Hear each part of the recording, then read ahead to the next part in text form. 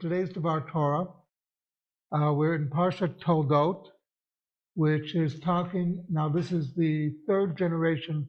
You have Avram, you have Yitzhak, and now we're going to get into Yaakov and Esau. And the problem that we face within here, Ishmael could not get along with Yaakov, with Yitzhak. It's a whole thing. But on the other hand, he wasn't challenging Yitzhak.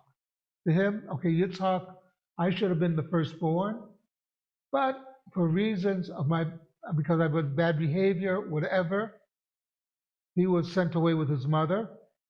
You should know that when Rivka is coming to meet Yitzhak, and where was Yitzhak coming from? According to Rashi, he had been visiting Hagar.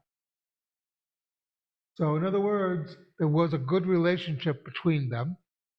It wasn't the best, but he was trying to make sure that she understood as Avram's wife, and she was one of his wives. And then he was, according to Rashi, he was also telling her, look, my father is now lost my mother. Maybe you two should get back together again.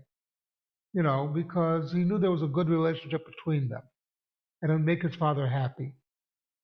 But that was the nature of Yitzhak. He knew what had to be done, and he would do it. Yaakov and Esau, their relationship was totally different. We learned this right away with the whole issue of the lentils. Yaakov is making lentils, Jacob's making lentils. Esau comes in from the field, he's hungry, he's hot, he's bothered. He'd spent the day hunting, didn't succeed too well, and I'm hungry. And Yitzhak says, okay, Yaakov says, okay, Jacob says, you want some lentils right away? Let's make a deal here. Sell me your birthright, you can have the lentils. And Esau says, what good is the lentils? I'm going to die. He's not realizing, no, he's not going to die. And by the way, the lentils that Yaakov was making, according to Rashi, was for the shloshim for Abraham. It had been 30 days since Abraham passed away. The family was gathering together. Yaakov was preparing the food for the family. So in other words, Esau wants to jump the gun. He has to have his stuff right away. He doesn't want to wait.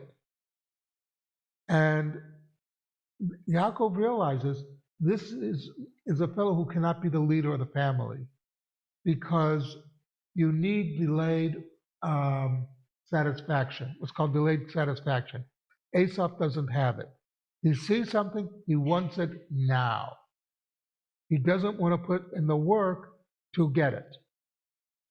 Yaakov, on the other hand, Jacob, puts in the work. He spent all those years studying, and he understands that if you want to succeed, first you have to work at it. You have to be somebody.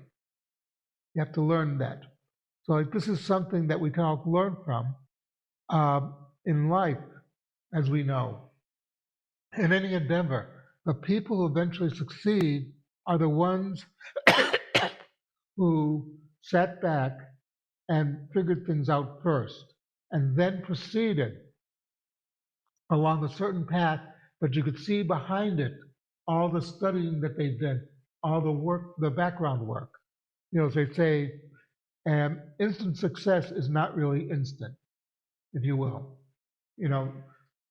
These people who succeed in music, what you don't see is all the years they were studying music. Same thing with Yaakov. You don't see all the years he was studying. So for him, okay, these are lentils, they're for the shloshim.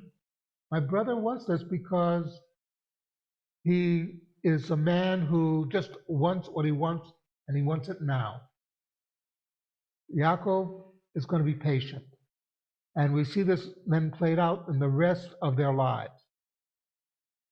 But that's why the relationship between Yaakov and Esau was much different than Yitzhak and Ishmael.